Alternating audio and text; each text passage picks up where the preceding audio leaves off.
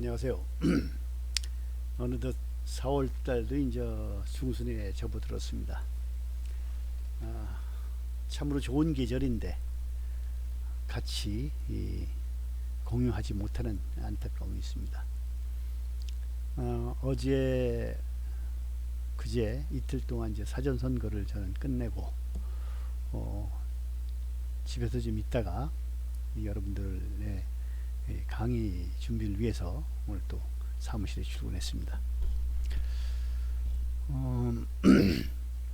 우리가 이제 3월 그 15일이 아니 4월 15일이 이 총선이기 때문에 우리가 3월 15일 날 강의를 하기로 했던 그 창업 비즈니스는 6월 29일 날 보강하는 거로 이렇게 아마 학교 측과 얘기가 되는 것 같습니다. 뭐 그때 가서 상황이 어떻게 변할지는 모르겠지만은 여러분들께서는 지금은 그렇게 아시고 하지만 지금 뭐 비대면 수업이기 때문에 그런 게 큰 의미가 없습니다. 없어서 그대로 진도를 나가시면은 되지 않을까 생각을 합니다. 예, 그 전에 이제 그 약속을 학교 측과 했던 부분은 뭐냐면 비대면 수업이 원래 그 4월 초에 끝날 거라고 예상을 했었는데 그때 결론 났던 부분들이고 이거는 비대면 강의이기 때문에 그걸 무시하고 그대로 진행을 하면 되지 않을까 생각을 합니다. 거기에 따른 그 결론은 학교 측과 상의를 해서 여러분들께 다시 한번 공지를 하도록 하겠습니다.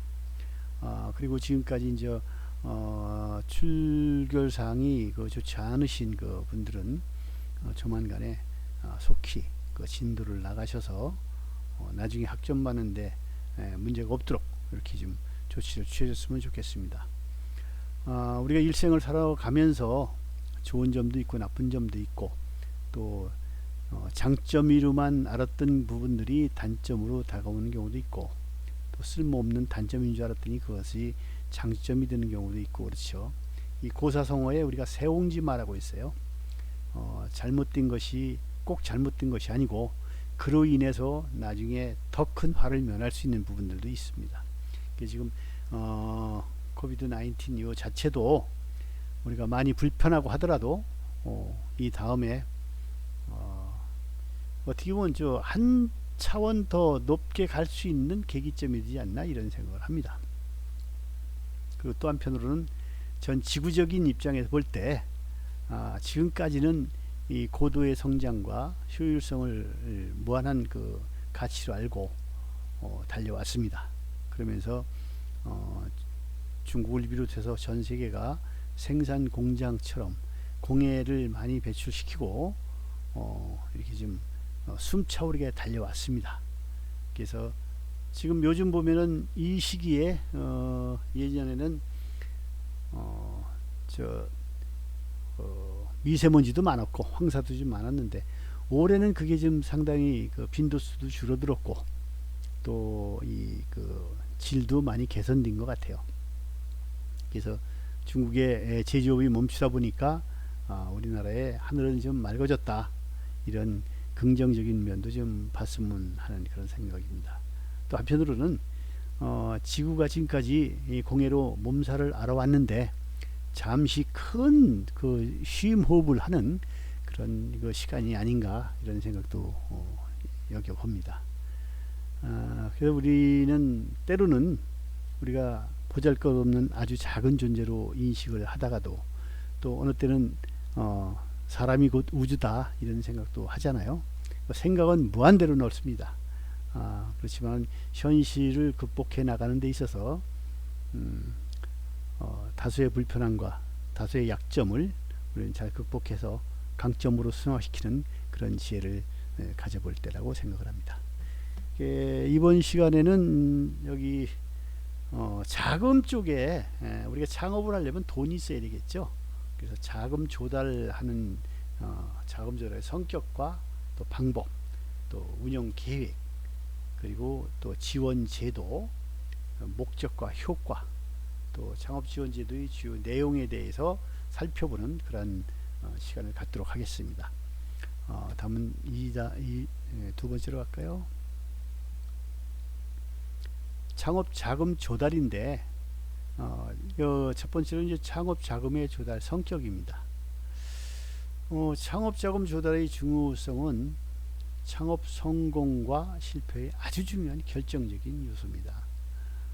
창업 자금이 없어서 좋은 기회를 날려버리는 경우도 있고, 또 그것 때문에 사업 자금을 조달하기 위해서 정말로 뛰어야 되는 부분들, 가치를 창출해야 될 부분들, 개발이랄지 아니면 시장 개척하는 부분에 대해서 소홀해지는 경우가 좀 많이 있습니다. 그리고 사업에는 돈 없이 쪼들리다 보면은 용기도 줄어들고 배짱도 줄어듭니다. 사업은 배짱이에요. 뭐냐면은 항상 경쟁사가 있어요. 그 경쟁사와 나의 그 강점과 약점을 이렇게 분류해 볼 때 자금이 좀 빠듯하면은 상당히 약자 쪽에 속해요. 그래서 과감하게 이 배팅할 때도 좀 못하게 되고, 또 기싸움에서도 좀 밀리는 경우가 생길 수 있습니다. 그리고 자금 사정이 여의치 못한 회사하고 거래를 하려고 하질 않아요. 왜 그러냐면은 그쪽에 소비자 입장에서도 보면은 가난한 집에는 뭐 원료라든가 모든 그 수급 균형 상태가 좋을 리가 없어요. 그리고 거래처에 결제를 잘 해줄 수 있는 그런 여건이 못 되다 보니까 신용도가 그만큼 뭐 하락할 수밖에 없죠. 그래서 우리가 요청하는 그러한 제품을 제때에 적기에 공급받을 수 있을까, 이런 불안한 요소도 있고 그렇기 때문에 잘 거래를 안 하려고 하죠. 그 약점을 또 경쟁사는 자꾸 파고듭니다. 그래서 저기는 뭐가 잘못됐고 뭐가 좀 약점이고 그러는 것을 노출시켜서 자기네들의 경쟁 우위를 외부에 홍보하려고 하는 그런 부분들이 있습니다. 뭐 나쁜 건 아니지만은, 그래서 이 창업 성공과 실패의 그 중요한 결정적인 역할을 하는 것이 창업 자금입니다. 그 용도는 뭐냐? 창업을 하게 되면 혼자 하는 것이 아니고 종업원도 있어야 될 것이고, 그래서 인건비가 필요하고, 또 사무실도 그냥 있는 게 아니고 여기도 운영비가 필요합니다. 어떤 운영비가 필요하냐면은 이때 사무실을 운영하는 데 있어서 전기료도 필요하고 전화요금도 필요하고, 또 여러 가지 사무용품도 있잖아요. 그런 부분들, 또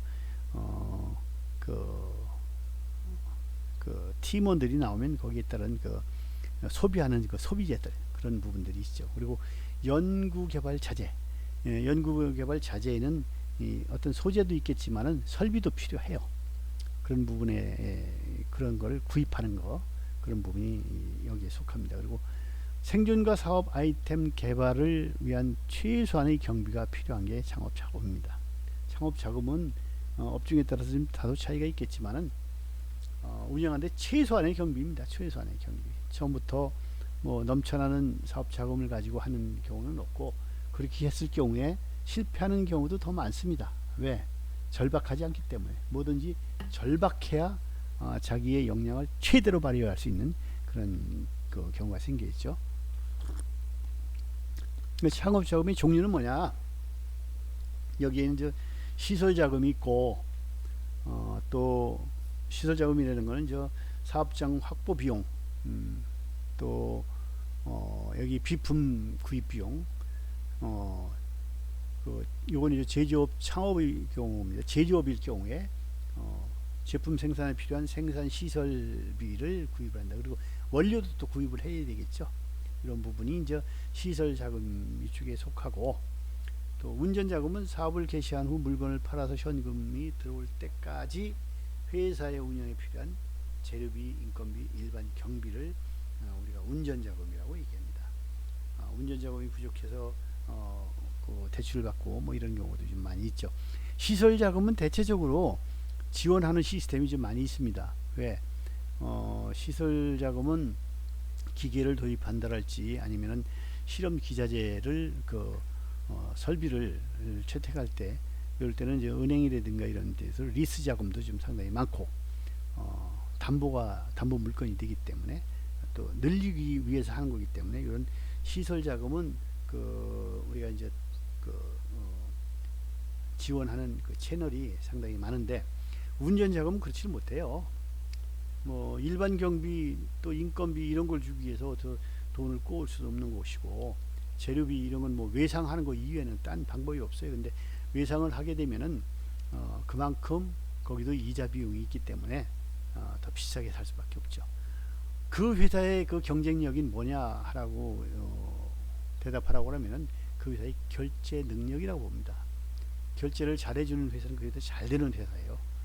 결제하는데 어려움이 많은 회사는 그 회사는 상당히 좀 문제가 있다, 어렵다, 이런 거를 간접적으로 우리가 좀 알 수 있는 거죠. 다음은 3번 보겠습니다.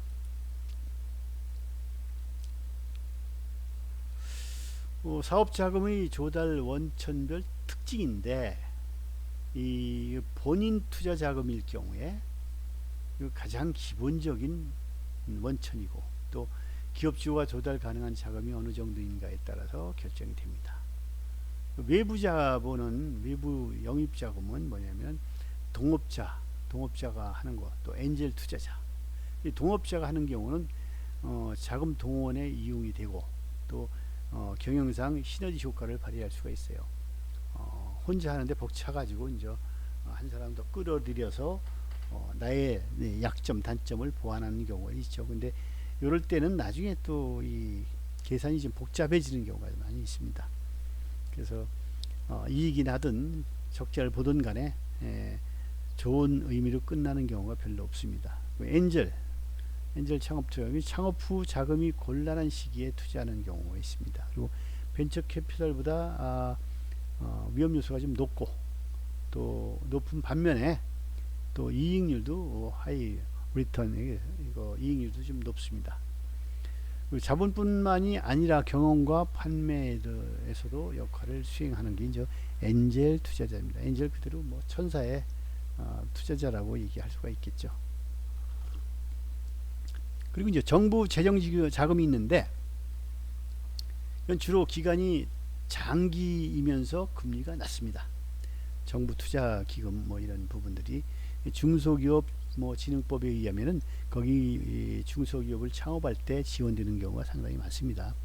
국가에도 중소기업 창업을 해서 잘 될 경우에 거기서 들어오는 세수도 상당히 증가하기 때문에 좋은 것이죠. 그래서 가능한 한 정부 재정 자금을 지원받는 것이 좋다. 그래서 중소기업법에 속하느냐 안 속하느냐, 여기 이것도 거기서 논란이 좀 많이 되는 부분들입니다. 벤처 캐피탈, 이제 벤처기업의 창업 과정과 창업과 성장에 있어서 가장 중요한 창업 자금 조달이죠. 벤처 캐피탈에서 자금 지원을, 자금을 또 수요를 받는 경우가 지금 상당히 많죠. 공공기관에 의한 직접 투자, 중소기업진흥공단, 한국산업단지공단 등, 또 기업은행, 산업은행 등에서 어떤 국가의 그 국책은행에서 지원받는 경우가 좀 있습니다. 산업은행 같은 경우에 이제 좀 규모가 좀 큰 기업에 대체적으로 좀 활용이 되고, 기업은행은 중소기업은행 그 자체 중소 기업에 관여를 좀 많이 하고 있죠. 산업은행의 은행에 그 거래할 정도 되면은 규모가 좀 큰 사업이라고 생각을 해도 됩니다. 그래서 이런 국책은행에서 지원받는 경우를 공공기관에 의한 직접 투자자 뭐 이렇게 보고 있습니다. 그 금융기관 일반 차입금 대출 업무 외에도 투자 업무의 취급을 확대한다. 이거는 금융기관에서 하는 것들은 대체적으로 이제 담보가 주어지지 않으면 오는 게 별로 없습니다. 그리고 이제 신보, 기보, 신용기금이나 기술 지원센터 뭐 이런 데에서 보증을 해서 일반 그 금융기관에서 해주는 경우도 좀 있죠. 그래서 여기서 이제 위에부터 이 순차적으로, 첫째는 내 자금이 제일 중요하고, 그 다음에 외부 자금에서도 이제 동업자금, 그것도 직접적으로 주인이니까 동업자도 주인이란 말이에요. 그리고 엔젤 투자자, 이것도 뭐 아주 적극적인 그 창업 지원 후원하는 그런 단체라고 보죠. 그리고 그 다음에 이제 정부 재정 자금, 벤처 캐피탈, 공공기관에 의한 직접 투자, 금융기관, 일반 차입금 뭐 이렇게 나누는데, 위에서부터 중요도가 있다라고 보시면 되겠습니다. 4번 갈까요? 그러면 창업자금을 어떻게 조달하냐? 조달 방법은 어떠냐? 보면은 자기 자금의 조달은 창업자 자신이 보유한 현금, 그리고 창업자의 퇴직금, 또 보유 자산의 그 매각 대금, 뭐 아파트를 판다든지 아파트를 담보로 한다든지, 그리고 또 퇴직금 가지고 하는 그 사업은 그렇게 큰 사업이 될 수가 없어요. 왜냐면 그동안에 퇴직하기 위해서 몇십 년을 해가지고, 또 그 사람 자체도 연령도 상당히 고령인 층이 많죠. 그래서 큰 제조업이나 벤처기업이나 이런 걸 설립하기는 좀 넉넉하지 않다, 이런 생각이 들고, 자기 거라 하여튼 뭐 현금이든 뭐든 팔아서 현금 만들어 가지고 투자하는 거, 이게 자기 자금 직접 조달 방법입니다. 벤처 캐피탈을 통한 자금 조달은 어떠냐? 벤처 캐피탈의 개념은 벤처기업을 개발한 회사, 고도의 사업성과 기술력을 가지고 장래성은 있으나 자본력과 경영 기법이 취약한 벤처기업에 자금을 공급하고 그를 성장 지원하는 그런 투자 회사를 엔젤 투자 회사, 아니면 엔젤 그룹, 그렇게 합니다. 여긴 자본력과 경영 기법이 이렇게 하면 되겠습니다. 그리고 담보력이 미약한 벤처기업의 주식인수 방식으로 투자하는 자금을 총칭합니다. 그리고 높은 위험을 감수하면서 자본 이득을 통해 고수익을 얻고자 하는 자본이죠. 처음 뭐 설립하는 회사에 자기 돈을 이렇게 선뜻 투자하기가 쉽지 않죠. 투자할 때는 그래, 이게 대박 치면은 나도 이 회사의 주인이다, 이런 개념을 가지고 또 고수익을 잘 되면은 그러니까 그 회사가 그 회사의 아이디어가 어떤가에 대해서 정확히 알아둘 필요가 있다. 그리고 아는 사람이 투자를 한다, 이런 방식이 되겠습니다. 5번째 할까요? 5번째는 벤처 캐피탈의 투자 방식인데, 다양한 투자 방식이 있어요. 여기서 이제 주식 인수 방식이 있어요. 이 주식 인수 방식은 뭐냐면은 주식 인수 방식, 또 전환사채 인수 방식, 약정 투자 방식, 또 자금 대여 및 지급 보증, 그리고 기타 특수 사채, 기업 인수 투자, 뭐 이런 여러 가지 방법이 있는데, 여기서 이제 주식 인수라는 것은 뭐냐면은 내가 투자한 금액의 일정 비율로 이제 이 회사의 주식을 지분을 몇 프로를 나한테 인정을 해둬라, 뭐 이런 그 자본금의 일정 비율 인수하는 방식이 이게 이제 주식 인수 방식입니다. 주식의 일정 부분을 인수받는 것을 이제 주식 인수 방식이라고 이야기를 하고, 또 전환사채 인수는 뭐냐면 주식으로 전환 가능한 사채권 인수, 뭐 전환사채라고도 얘기죠. 전환사채가 뭐냐면 그 대우조선 같은 경우에 그 산업은행에서 4조 원을 이제 투자했던 게 있는데, 회수가 안 되니까 4조 원에 해당하는 거, 자산에서 4조 원에 해당하는 부분을 그 주식 CD 전환사채로 전환해서 이거를 주식으로 전환 가능한 거, 이런 부분으로 하는 거죠. 그래서 지금은 저 대우조선 같은 경우는 지금 현대중공업과 이제 같이 매치가 돼 있는데, 그거는 상담을 할 때 대우조선 측하고 직접 하는 게 아니고 산업은행에서 주선을 해가지고 산업은행에서 주도해가지고 통합을 이뤄낸 것이죠. 약정투자, 이거는 일반 조건 자금 사용료를 설정해서 투자를 실행하는 겁니다. 자금 대여 및 지급 보증, 일반 금융기관의 대출 및 보증과 유사한 것인데, 이건 뭐 기술 신용보증기금, 뭐 일반 신용보증기금 이런 데에서 이 회사는 우리가 보증한다 했을 때 일반 은행에서 대출해 주는 그런 부분을 얘기합니다. 기타 특수사채, 담보부 사채가 있죠. 담보부 사채는 회사 자산을 담보로 해서 발행하는 사채, 그리고 이입 참가 부사체, 이익 배당에 참가할 수 있는 관리, 그리고 신주 인수권부 사채, 신주 발행을 청구할 수 있는 사채, 그리고 교환 사채, 기체 회사가 소유한 상장 유가 증권의 교환을 청구할 수 있다. 상장 회사의 이 기타 특수 사채를 가지고 주식으로 바꿀 수가 있다는 얘기죠. 그런 얘기고, 기업 인수 투자, 기업을 인수한 후에 경영 개선을 통한 성장으로 기업 가치를 증대시킨 후 매각함으로써 투자 자본을 회수하는 M&A 방식이 여기에 속합니다. IMF 때 M&A 당해서 우리가 정상화된 뒤에 뒤팔아가지고 이득을 본 회사가 많이 있죠. 론스타라든가 뭐 이런 부분들, 뭐 먹튀 논란도 많이 있었고 그러는데 그런 부분들이 좀 있죠. 다음 6번에 엔젤을 통한 자금 조달인데, 엔젤의 주 개념은 뭐냐면은 말 그대로 영어에서는 뭐 천사라고 얘기하죠. 창업 시에 천사처럼 등장하는 자본가, 짜잔 해가지고 이제 내가 도와주겠다. 이 엔젤, 글쎄 예.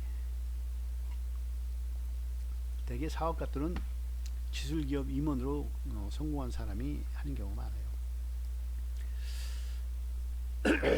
사업을 하다 보면은 내가 지금 하고 있는 사업이 사형산업이 되는 경우가 좀 있습니다. 점점 이게 쪼그라드는 경우가 있는데, 성장할 수 있는 산업 아이템을 잡기가 쉽지 않죠. 그런데 이제 창업하는 사람들의 아이템을 보니까 이 회사 괜찮겠다 해서 참여를 하는 경우가 있어요. 원래는 브로드웨이 연극의 부유한 후원자들을 지칭하는 것이 이제 엔젤 투자자인데, 지금 이렇게 좀 변했죠. 기술 임원 같은 경우는 자기의 기술을 제공해 준 그런 투자도 있을 수가 있고 그렇죠.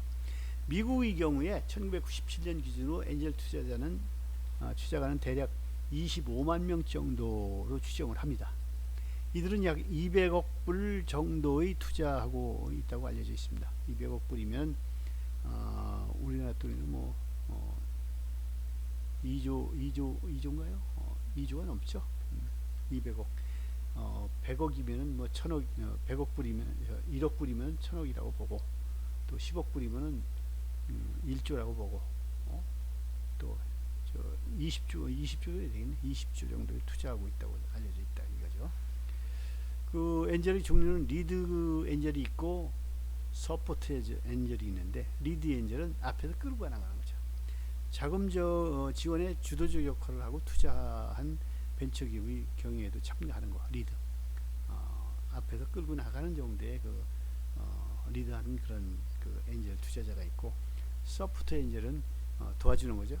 변호사나 회계사, 컨설턴트 등 전문가로 구성된 지원 대가는 주식. 우리도 투자 이런 것에 도움을 줄 테니까 스톡 옵션을 어느 정도 줘라, 몇 프로를 줘라, 몇 주를 줘라, 이렇게 해서 이루어지는 것이 이제 서포트 엔젤이라고 보면 되겠습니다. 다음 7번 보겠습니다. 엔젤 투자. 엔젤 투자는 주로 엔젤 클럽이나 조합에 의해서 수행이 됩니다. 엔젤 클럽은 신생 벤처기업에게 자본을 투자하는 개인 투자자들의 모임이고, 성격은 2명 이상 개인이 벤처기업 투자를 목적으로 금전을 출자한 일시적 계약이죠. 그리고 결정 요건은 2인 이상 출자 총액의 1천만원 이상, 최소 단위가 1천만원 이상, 엔젤 투자를 권유하는 그러한 되게 비상장 업체, 처음부터 상장할 수가 없으니까 비상장 업체 중에서 아이템이 좋은 경우에 투자를 유치하고 하는데, 그게 구자당 대개 이제 1,000만원 이상 이렇게 돼 있어요. 투자 대상 및 기업 범위는 7년 이내의 벤처기업, 그리고 투자 기간은 약 5년 정도, 5년 이상. 자금을 줬다 금방 뺏으면 그 회사는 더 어려워져요. 나무에 올려놓고 흔드는 거하고 똑같은 어려움을 겪기 때문에 5년 이상으로 장기간 준 겁니다. 그러면 그 투자를 받은 이 벤처 회사에서는 자금 계획을 또 세우게 되죠. 5년 정도 되면 어디 사채를 갚아야 되고 뭐 이런 얼마를 수익을 내서 어디를 갚아야 되고 이런 그 계획과 충분한 그 기간을 줌으로써 성공할 수 있는 확률을 높여주는 거예요. 엔젤 클럽은 개인 투자자들로 구성된 동호회 성격의 임시적 모임, 또 결정 요건은 클럽별 정관에 규정을 하고 있습니다. 8번.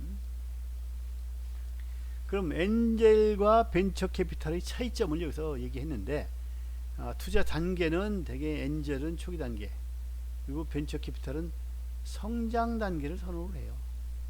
리스크가 좀 떨어지는 쪽, 이런 쪽을 선호를 하고, 투자 동기는 엔젤은 직접 리더 엔젤이 있으니까 그런 쪽은 고수익을 수익성을 좀 바라고 하는 것이고, 여기는 수익성만 있으면 되네. 그건 좀 느슨한 쪽이죠. 투자 재원은 엔젤은 자기 자금이고, 여기 이제 벤처 캐피탈은 자기 자금도 있지만 펀드를 운영해서 투자자를 모집하는 경우가 있습니다. 투자 조건은 아주 좀 유연합니다. 투자 조건, 그래 뭐 주식으로 주든지 경영에 참여할 수 있든지 뭐 이런 부분들 유연하고, 여기 좀 까다롭습니다. 이자율은 언제고 언제까지고 이자는 어떻게 지급을 한다, 몇 프로로, 이런 부분들 아주 까다롭게 좀 하죠. 이거는 왜 그래요? 자기 돈이 아니고 남의 돈도 포함되어 있기 때문에 그래요. 책임을 져야 되니까. 투자 규모는 비교적 엔젤은 좀 작은 돈, 뭐 아까 1,000만원 이상이라고 그랬죠. 그런 정도. 벤처 캐피탈은 이게 제한이 없습니다. 뭐 수억 원도 있고 수천억도 있고 이렇게 있을 수가 있죠. 네, 펀드를 결성을 해서 다수의 인원에게 이 투자를 이끌어내기 때문에 자금 동원 능력이 상당히 크다고 봐야죠.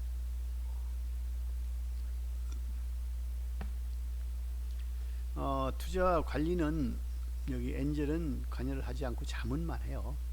근데 여기는 벤처 캐피탈은 경영에 참여하고 감시합니다.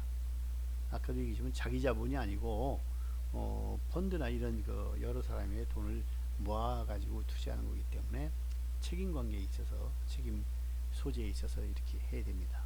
그리고 투자 형태는 형식에 구애받지 않는다. 그리고 형식 구애를 받습니다. 까다롭죠.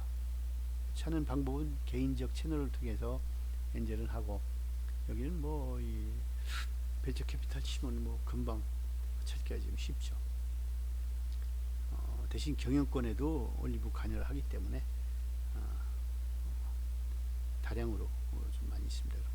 경영 참여는 엔젤 투자자들은 경영에 참여를 안 합니다. 근데 벤처 캐피탈은 경영에 아주 깊숙하게 관련이 있죠. 벤처기업 지원은 엔젤 같은 경우는 지원 자금이나 전문 노하우를 제공을 해줍니다. 아까 얘기했던 뭐 기술자나 뭐 이런 부분들도 있고, 또 퇴직자 뭐 이런 부분들도 있고, 변호사나 뭐 세무사 이런 사람들도 여기 이제 속하죠. 그리고 이제 여기 벤처 캐피탈은 오직 돈만 제공을 하는 거예요. 그 형태는 벤처 캐피탈은 클럽으로 결성이 돼 있고, 또 이 벤처 캐피탈은 회사 또는 조합, 뭐 우리가 자동차 하나를 사더라도 뭐 현대 캐피탈 뭐 이런 것들도 있고 많죠. 리스도 있고 뭐 많습니다. 이걸 차이점을 좀 구분했어요. 구분했는데, 이쪽은 경영에 참여를 안 하고 높은 수익을 바란다. 그리고 자기 자금이 대부분이다. 자기 재량, 자기 재능 기부도 여기에 속한다. 근데 벤처 캐피탈은 경영에 참여를 하고 감시를 하고, 또 이 자금력도 뭐 무한히 해줄 수도 있고, 여기는 딴 거보다는 뭐 자금 지원만 우선적으로 한다. 그리고 이 펀드나 이런 쪽을 하다 보니까 회사도 설립을 하고 조합도 구성을 해서 단위가 좀 크다, 이렇게 보시면 됩니다.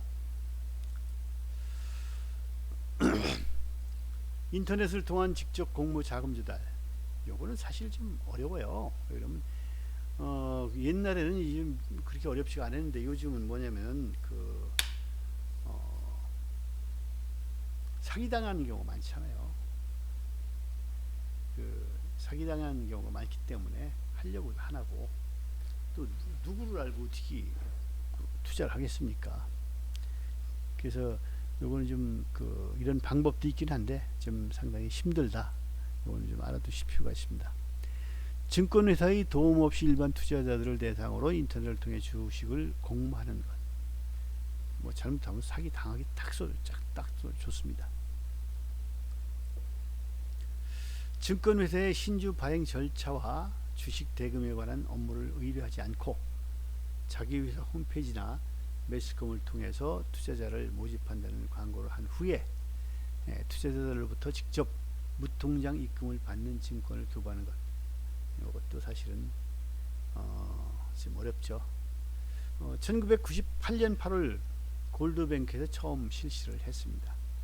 그리고 규제가 까다롭지 않고 공모 절차가 간단해서 중소기업이나 벤처기업의 자금 조달 수단으로 각광받고 있습니다만은 실현되기가 쉽지 않습니다. 그 보면 저 보이스피싱이 좀 성행하게 되면서 이런 것들이 다 없어졌어요. 잘못하면 뭐 내 돈 그냥 날아가는 수도 생기고 그러다 보니까 이 보이스피싱 이후에 상당히 좀 어려워졌다 그죠. 벤처기업의 이점은 증권회사를 통하지 않고 직접 자금을 조달한다는 그런 이점이 있죠. 그리고 소액 투자자들을 모집해서 주식을 분산함으로써 경영에 불간섭할 수 있도록 만드는 것도 장점입니다. 그럼 단점은 뭐냐? 코스닥 상장이 연기될 경우에 손해볼 가능성이 큽니다. 그리고 10억 미만의 유상증자인 경우에는 감독관청의 감독 소홀로 피해를 볼 가능성도 있습니다. 그래서 이런 일장일단이 있다. 이걸 좀 알아두시면 되겠습니다. 다음 10번. 다섯 번째로 이제 은행을 통한 자금 조달인데 은행 금융 절차를 보면은 차입을 신청을 접수를 합니다. 그리고 신용조사 및 담보물을 감정을 하고 융자를 이제 은행 측에서 결정을 해서 통지를 합니다. 그 다음에 대출 약정 및 담보를 취득하게 되는 거죠. 그 뒤에 기표 및 대출금 지급을 하고 그 다음에 사후관리를 하는 거예요. 사후관리라는 것은 이자를 잘 내면 이자를 또박또박 잘 받고 안 낼 경우에는 담보물건을 어떻게 처리해서 돈을 자금을 회수할 것이냐 이런 부분들이 여기에 해당이 됩니다. 융자전 점검 사항은 거래은행이나 금융기관 상품의 혜택을 고려를 해야 됩니다. 우리가 이렇게 했을 때 여기에 대한 비네핏이 무엇인가를 잘 따져봐야죠. 신용대출 여부나 담보 제공 능력, 보증인 여부와 신용보증기금 등 보증기관 활용 여부가 있느냐 없느냐를 이제 판단하는 거죠. 여러 대출 상품 중 금액, 시기, 대출 조건을 고려해서 유리한 금융상품을 선택을 합니다. 근데 벤처기업 초기에 좋은 유리한 쪽으로 이 선택을 우리가 할 수 있는 부분들이 제한되어 있어요. 제한되어 있고 은행에서 하라면 하고 이런 게 그것도 받는 게 다행이라고 보시면 됩니다. 담보물이 좋은 담보물이 있다면 이거 별 문제가 안 되겠지만 사전에 장기적인 자금 조달 계획을 수립하는 것이 필요합니다. 이 자금 조달이라는 것이 이 자금을 언젠가는 갚아야 될 부채가 대부분이잖아요. 그렇지 않은 엔젤 투자자나 이런 쪽은 그게 아니고 이제 스톡옵션이나 이런 쪽을 주어서 갚지 않아도 되는 주식과 같은 그 내부 자금으로 활용할 수가 있겠지만은 그렇지 않은 경우는 이거는 외부 자금이 부채이기 때문에 꼭 갚아야 된다. 이런 부분들이 있습니다. 11번 볼까요? 6번 자산 담보 대출을 통한 자금 조달. 요건 되게 상장 기업에서 받을 어음이 있다든지 하는 그런 미수금 이것도 담보가 됩니다. 미수금 그리고 재고 자산. 근데 은행에서는 재고 자산 가지고 잘 평가하려고 하지 않아요. 왜 그러냐면 재고 자산이라는 것은 각 회사마다 아이템이 다 다르기 때문에 그 아이템들을 자기네들이 가지고 와서 소화시킬 수 있는 능력이 안 돼요. 그리고 재고 자산은 그 어디다 키핑할 수 있는 부분들도 아니고 그 대출 받는 회사의 창고에 보관되어 있는 부분들이 있기 때문에 이거는 좀 합당한 부분들이 아니죠. 장비 같은 경우는 뭐 리스 자금 이런 것들을 좀 많이 활용을 합니다. 그래서 여기에 속하고 부동산 담보대출 이건 빌딩이나 공장 또 뭐 어디 나대지 뭐 이런 쪽을 부동산 담보대출로 보는 거죠. 그리고 개인재산 담보대출 창업주의 개인재산을 담보로 제공받는 겁니다. 그리고 신용장 담보대출 수출기업 같은 경우는 수출기업은 신용장 마스터 일시를 가지고 이제 그걸 그 LC 오픈이 반드시 될 거기 때문에 그 동안에 물건을 사서 만들어서 보내줄 때까지의 단기 자금이 필요한 경우가 있습니다. 이때 이제 그 신용장이 담보가 되는데 이때는 신용장 LC라는 거는 레터 오브 크레디트를 이제 줄여서 LC라고 우리가 얘기를 합니다.